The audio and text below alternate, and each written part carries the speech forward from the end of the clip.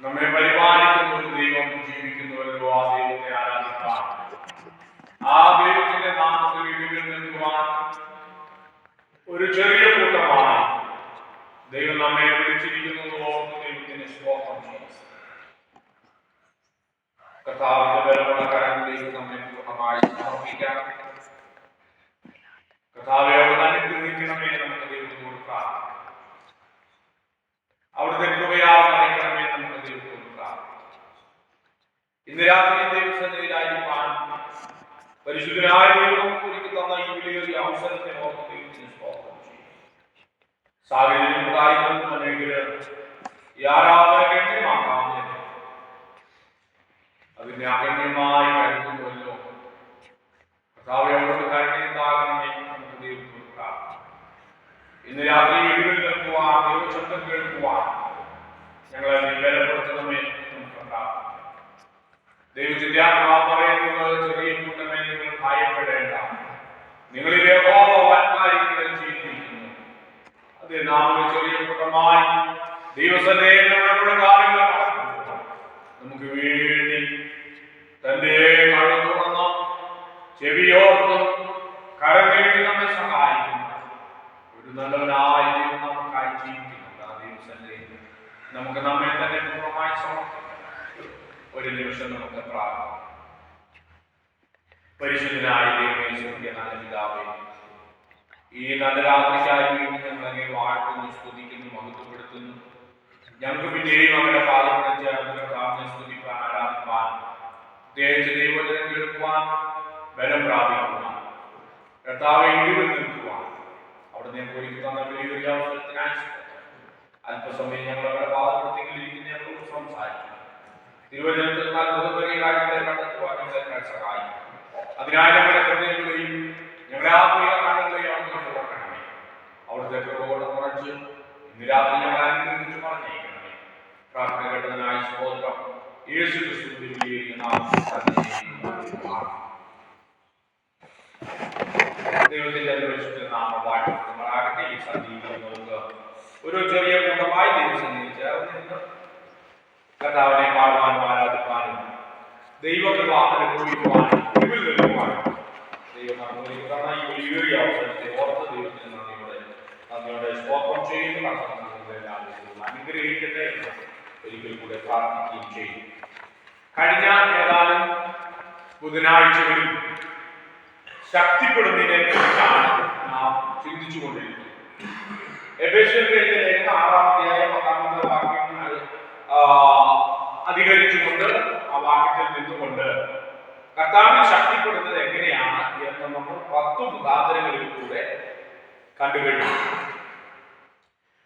അങ്ങനെ ശക്തിപ്പെടുന്നവർ പിന്നീട് എന്താണ് ചെയ്യേണ്ടത്? എന്തിനാ ശക്തി? ഒറ്റ വാക്കിൽ പറഞ്ഞാൽ, ഈ ലോകത്തിലെ നമ്മുടെ ക്രിസ്തീയ ജീവിതം വിജയകരമായി കൊണ്ടുപോകണമെങ്കിൽ ദൈവത്തിന്റെ ശക്തി നമുക്ക് ആവശ്യമാണ്. ദൈവത്തിന്റെ ശക്തി ഇല്ലാതെ നമുക്ക് ഒരിക്കലും നമ്മുടെ ക്രിസ്തീയ ജീവിതത്തെ വിജയകരമായി മുന്നോട്ട് കൊണ്ടുപോകാനായിട്ട് കഴിയില്ല. അപ്പോഴങ്ങനെ ആ ദൈവത്തിന്റെ ശക്തി നേടിയെടുക്കുന്ന 10 കാര്യങ്ങളാണ് കഴിഞ്ഞ 2-3 ബുധനാഴ്ചകളും വെള്ളിയാഴ്ചയൊക്കെ ആയിട്ട് നാം ചിന്തിച്ചുകൊണ്ടിരിക്കുന്നത്.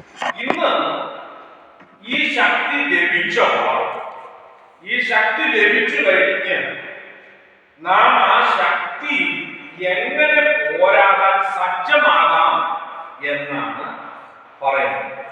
ഒന്നുകൂടെ പറഞ്ഞാൽ, നമ്മൾ പട്ടാളത്തിൽ നമ്മളെ എടുക്കും.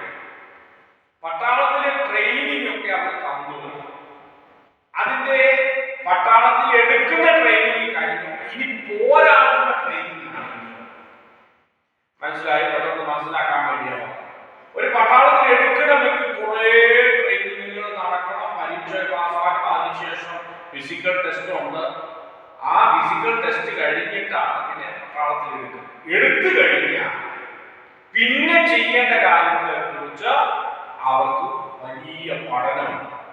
അതേപോലെ തന്നെ ഞാനും നിങ്ങളുമെല്ലാം ഈ ലോകത്ത് ഒരു പട്ടാളക്കാരാണ്. നമ്മളെല്ലാം ഈ പോരാടി ജീവിക്കുന്നത്. ക്രിസ്തീയ ജീവിതം എന്ന് പറയുന്നത് പോരാട്ടത്തിന്റെ ജീവിതം. അപ്പോൾ നമ്മൾ ആ പരീക്ഷ പാസ്സായി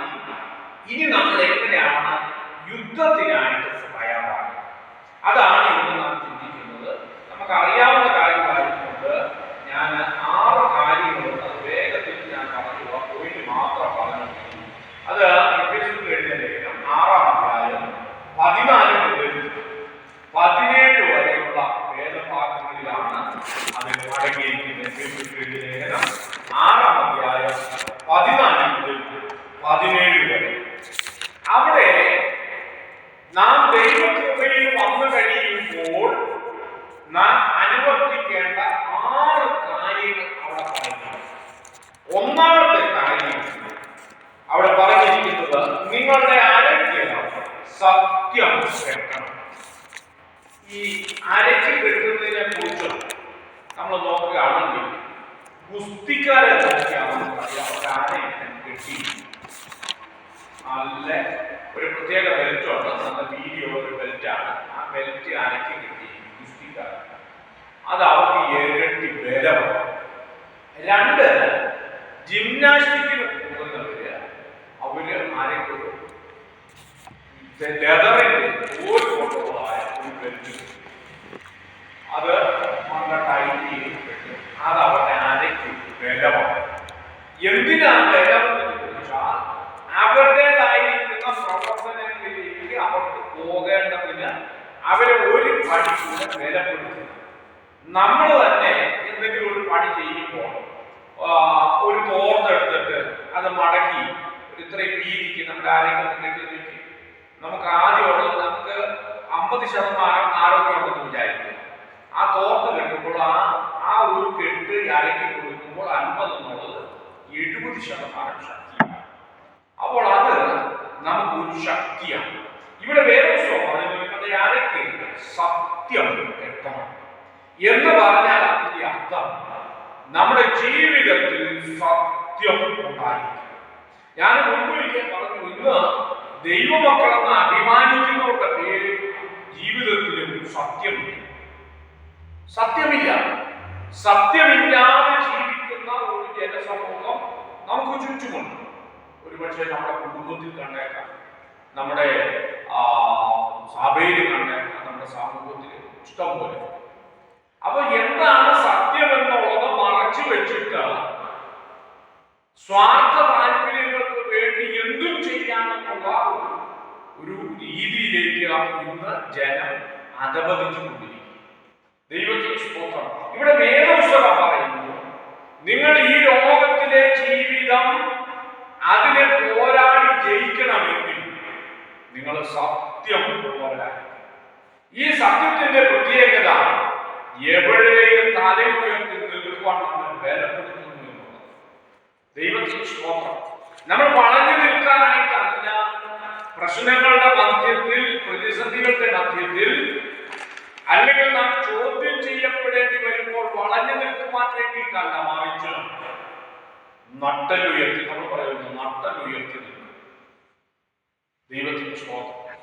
അവിടെ ഓച്ചാനിച്ച് നിൽക്കുവാനായിട്ടല്ല, നമ്മുടെ പ്രശ്നങ്ങളുടെ മുമ്പിൽ പതറിപ്പോയി ഓച്ചാനിച്ച് നിൽക്കാനായിട്ടല്ല ദൈവം നമ്മെ വിളിച്ചിരിക്കുന്നത്. പിന്നെയോ ഈ സത്യം കെട്ടിയിട്ട് ദൈവസന്നിധിയിൽ നമുക്ക് ബലത്തോടെ നിൽക്കുവാനായിട്ട് സാധ്യമായിട്ടില്ല.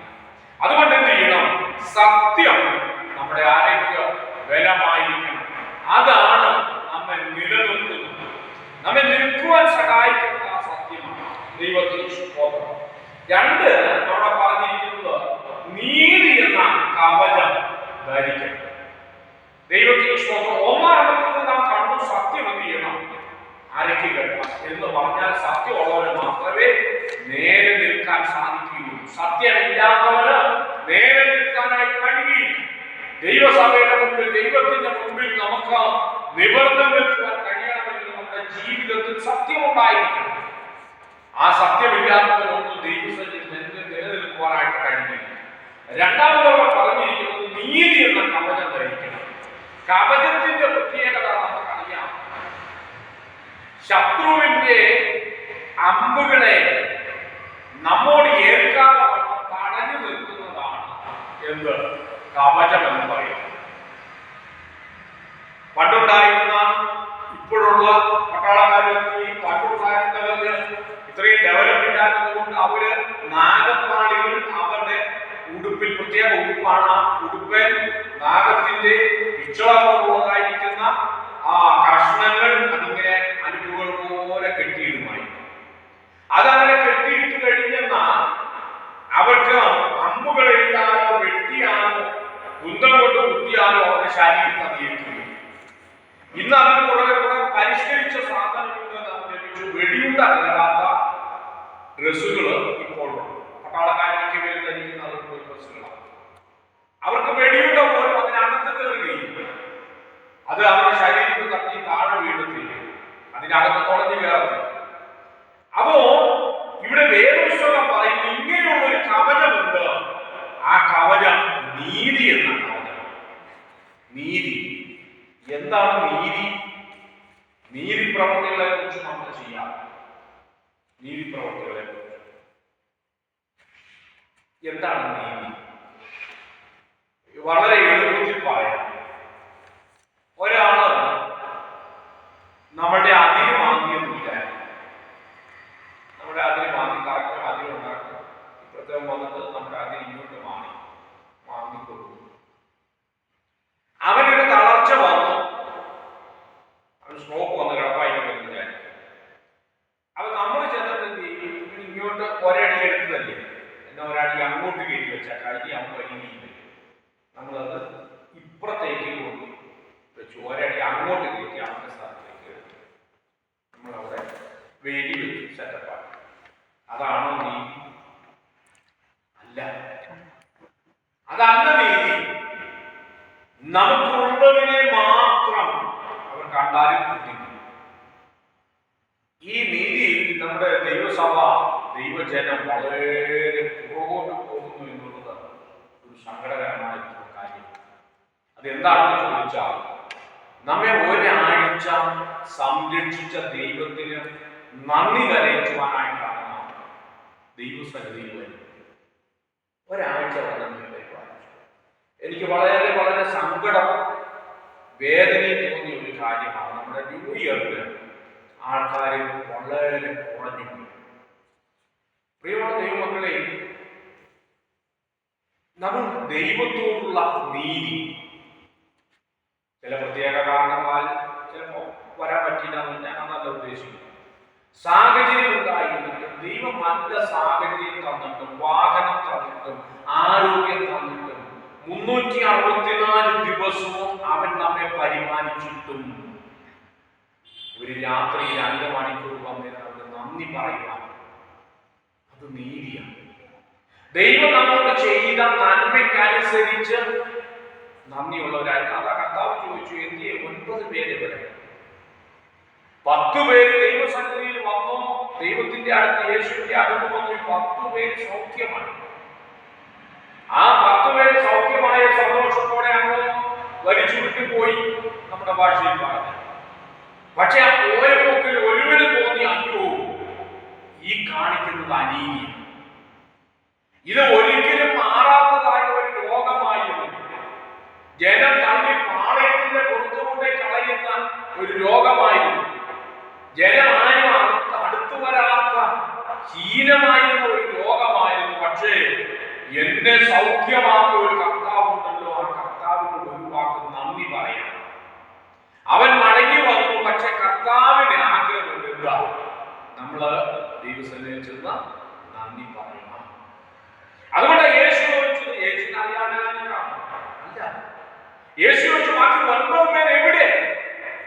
അവര് നിന്നെ പോലെ സൗഖ്യം പ്രാപിച്ചു, അവര് നിന്നെ പോലെ അനുഗ്രഹം പ്രാപിച്ചില്ല. അവരെവിടെ എനിക്ക് നന്ദി പറയാനൊന്നുമില്ലല്ലോ. ദൈവത്തിന് സ്തോത്രം. ഇവിടെ നീതി എന്ന കവചം നമുക്കുണ്ടായി. ആ കവചം നഷ്ടപ്പെടുമ്പോഴാണ് പിശാച് നമ്മുടെ കുടുംബങ്ങളിൽ കയറി എന്ത് ചെയ്യുന്നത്? വിളയാണ്. പലപ്പോഴും നമ്മുടെ ജീവിതത്തിന്റെ സാഹചര്യങ്ങളെ പിശാച് നശിപ്പിച്ചു കളയുന്നതാണ്.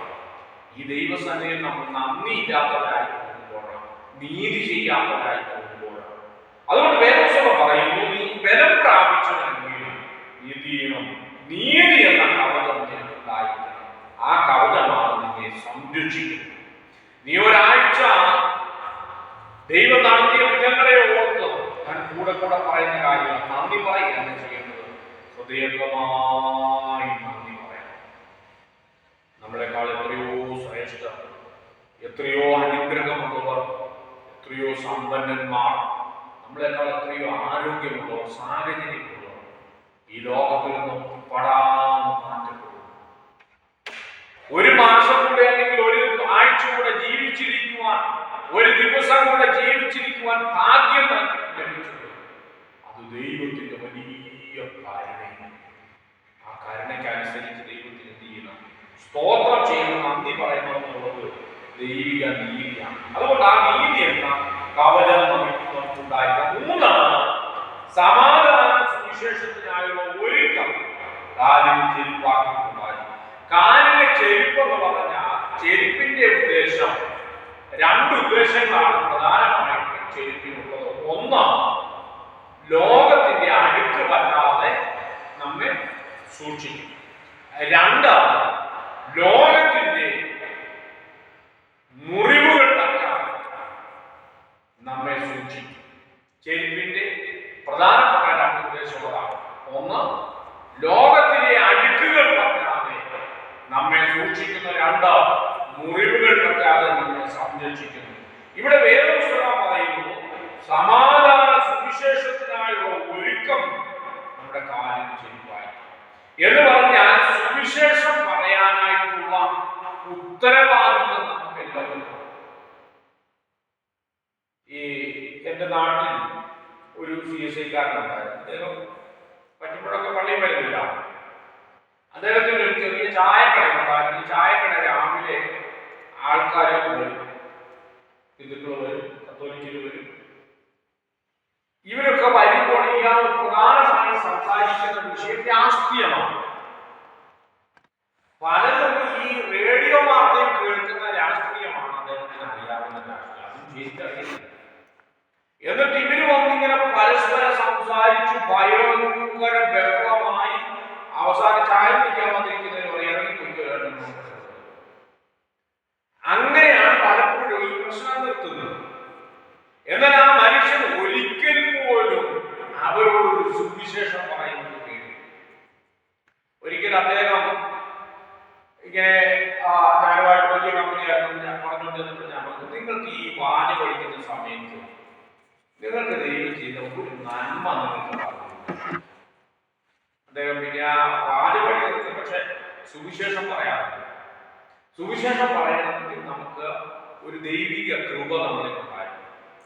അത് വേദപുസ്തകം പറയുന്നത് ദൈവകൃപയല്ലാതെ യേശു ക്രിസ്തു കർത്താവാണെന്ന് പറയാൻ ആർക്കും കഴിയില്ല. അപ്പോൾ സമാധാന സുവിശേഷം എന്ന് പറഞ്ഞാൽ സുവിശേഷം പറയാനായിട്ടുള്ള താല്പര്യം നമുക്കുണ്ടാകണം. അത് പറയണമെങ്കിൽ ആദ്യം ക്രിസ്തു ആരാണെന്ന് നമ്മൾ അനുഭവിച്ചാൽ നമുക്കറിയുന്നത് കേട്ടതിനെ പറയാനായിട്ട് പറ്റും. ഈ ക്രിസ്തു ആരാണെന്ന് നമ്മൾ അനുഭവിച്ചറിയുമ്പോൾ മാത്രമേ നമുക്ക് ഈ ക്രിസ്തുവിനെ മറ്റൊരാൾക്ക് കാണിച്ചു കൊടുക്കുവാനായിട്ട് കഴിയും. അതുകൊണ്ട് നാം ആദ്യം ക്രിസ്തുവിനെ മനസ്സിലാക്കുക, അതിനുശേഷം സുവിശേഷം പറയാനായിട്ടുള്ള ഒരുക്കം നമുക്കുണ്ടായി. ഈ സുവിശേഷം പറയുമ്പോൾ നമ്മുടെ ജീവിതം കളങ്കപ്പെടാതെ മുറിപ്പെടാതെ അതിനെ സൂക്ഷിക്കാനായിട്ടുള്ള ഉത്തരവാദിത്വം ദൈവം നമുക്ക് നൽകിയിട്ടുണ്ട്. അതുകൊണ്ട് ഈ ബലം പ്രാപിച്ചവർ ഞാൻ പറഞ്ഞു, ഒന്നോ സത്യം അരക്കി വെക്കണം, നീതി എന്ന കവചം ധരിക്കണം, സമാധാന സുവിശേഷത്തിനായുള്ള ഒരുക്കം ചെരുപ്പാണ്. നാലാമത്തെ കാര്യം അവിടെ പറഞ്ഞിരിക്കുന്നത്, അവിടെ 16-ാമത്തെ വാക്യം, എല്ലാറ്റിനും മീതെ ദുഷ്ടന്റെ തീയമ്പുകളൊക്കെ എടുക്കത്തക്കതായ വിശ്വാസം എന്ന പരിച ഉണ്ടായിരിക്കും. വിശ്വാസം എന്ന പരിച പലപ്പോഴും ഞാൻ കഴിഞ്ഞ പ്രാവശ്യം ഇവിടെ ഒരു പ്രാവശ്യം ഞാൻ പറഞ്ഞൊരു കാര്യമാണ്, നമുക്കൊരു അസുഖം വന്നാൽ അല്ലെങ്കിൽ ഒരു ആവശ്യം വന്നാൽ നമ്മൾ ആദ്യം എന്ത് ചെയ്യും?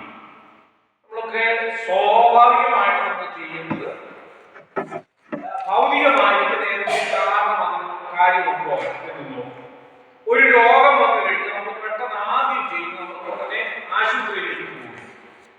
ആശുപത്രിയിൽ ചെന്ന് ചികിത്സിച്ച് രോഗം മാറുന്നില്ല, പ്രയാസമായി ഒക്കെ കഴിയുമ്പോഴേക്കും ഒടുവിലാണ് എന്ത് ചെയ്യുന്നത്? നമ്മൾ അന്ന് പ്രാർത്ഥിക്കാൻ അല്ലേ നമുക്ക് ചെയ്യുന്ന സാധാരണ ചെയ്യുന്നൊരു കാര്യം. ഒരു രോഗം വന്നു കഴിഞ്ഞാൽ നമ്മൾ ആദ്യം ചെയ്യുന്ന ആശുപത്രിയിലേക്ക് പോകും. അവിടെ ചെന്ന് രക്ഷയില്ലാത്ത കാണുമ്പോൾ നമ്മൾ പ്രാർത്ഥിക്കാം എന്ന് പറഞ്ഞു. അപ്പൊ അത് നമ്മുടെ വിശ്വാസത്തോട് ബന്ധപ്പെട്ടിരിക്കുന്ന ഒരു കാര്യം. ഇവിടെ വേദപുസ്തകം പറയുന്നത് നമുക്ക് വിശ്വാസം എന്ന പരിച നമുക്കുണ്ടായിരിക്കും. ഈ വിശ്വാസം ഇല്ലെങ്കിൽ ക്രിസ്തീയ ജീവിതം വളരെ നമുക്ക് ദൈവത്തിലുള്ള ക്രിസ്തുവിലുള്ള വിശ്വാസം നമുക്ക് ഇല്ലെങ്കിൽ ജീവിതം വട്ടപ്പൂജി. നമ്മുടെ ക്രിസ്തീയ ജീവിതം കൊണ്ട് ഒരു പ്രയോജനം. കർത്താവായിരിക്കുന്ന യേശു ക്രിസ്തുവിൽ വിശ്വസിക്കുമ്പോൾ ആ വിശ്വാസത്താലാണ് പലതും ചെയ്യുവാനായിട്ട്. വേദപുസ്തകം നോക്കുകയാണെങ്കിൽ നമ്മൾ ഒത്തിരി വിശ്വാസവീരന്മാരെ കാണാം. അബ്രഹാം വിശ്വാസത്താൽ, ഏലിയാവ് വിശ്വാസത്താൽ, ദാവീദ് വിശ്വാസത്താൽ, കർത്താവിന്റെ ശിഷ്യന്മാർ വിശ്വാസത്താൽ, കർത്താവിന്റെ ശിഷ്യന്മാർ വിശ്വാസത്താൽ രോഗികളെ മേൽ കൈവച്ചു സൗഖ്യമായി, ഭൂതങ്ങളുടെ മേൽ കൈവച്ചു സൗഖ്യമായി, ഭൂതബാധയുടെ മേൽ കൈവച്ചപ്പോൾ മരിച്ചവർ ഉയർത്തെഴുന്നേറ്റു. ദൈവത്തിന് സ്തോത്രം. അബ്രഹാം അവൻ വിശ്വാസത്താൽ വിശ്വാസികളുടെ പിതാവെന്നറിയപ്പെടുവാനായിട്ടുണ്ട്. വേദപുസ്തകത്തിൽ പറഞ്ഞിരിക്കുന്ന കർത്താവ് ഇറങ്ങിക്കോ, ഞാൻ നിന്നെ കാണിക്കാൻ നിന്റെ ദേശത്തേക്ക് പോയിക്കും. ഒന്നും അറിയത്തില്ല, എവിടെയാണെന്ന് അറിയത്തില്ല, എങ്ങനെയാണെന്ന് അറിയത്തില്ല, എത്ര കിലോമീറ്റർ നടക്കണമെന്ന് അറിയത്തില്ല. ഇറങ്ങി പുറപ്പെട്ടു പോയി. ശിഷ്യന്മാരോട് പറഞ്ഞു, നിങ്ങൾ പോലും ഞാനിവിടെ മനുഷ്യരെ പിടിക്കുന്നവരാണ്. ശിഷ്യന്മാർ വേറെ ഒന്നും വിചാരിച്ചില്ല, ചിന്തിച്ചില്ല. കുടുംബത്തെ കുറിച്ചോ വരുമാനത്തെ കുറിച്ചോ ഒന്നും ചിന്തിച്ചില്ല. കർത്താവിന്റെ പുറകെ ഇറങ്ങിപ്പോ. ഏലിയാവ് വിശ്വാസത്താൽ എഴുന്നേറ്റ് നിന്നു. ഇസ്രായേലിലെ 450 പ്രവാചകന്മാരെ കൊന്നുകളഞ്ഞു. ദൈവത്തിന് സ്തോത്രം.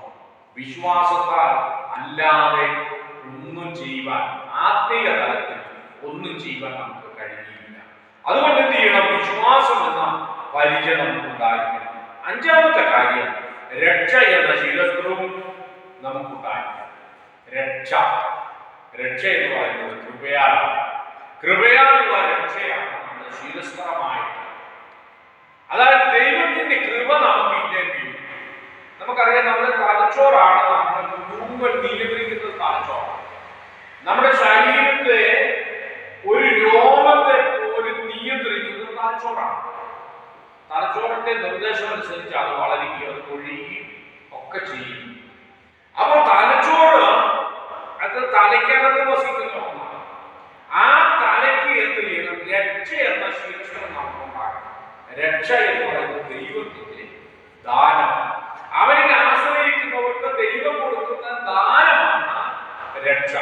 ആ രക്ഷ പ്രാപിച്ചവൻ എന്ത് ചെയ്യും? അവന്റെ ജീവിതത്തെ വിശുദ്ധിയിൽ നടത്തുവാനായിട്ട്. അതുകൊണ്ടാണ് നമ്മൾ രക്ഷിക്കപ്പെട്ടതാണ് ചോദിക്കുന്നതിന്റെ കാരണമാണ്. ദൈവമക്കള് സുവിശേഷകര് കണ്ടാവരത്തിലൂടെ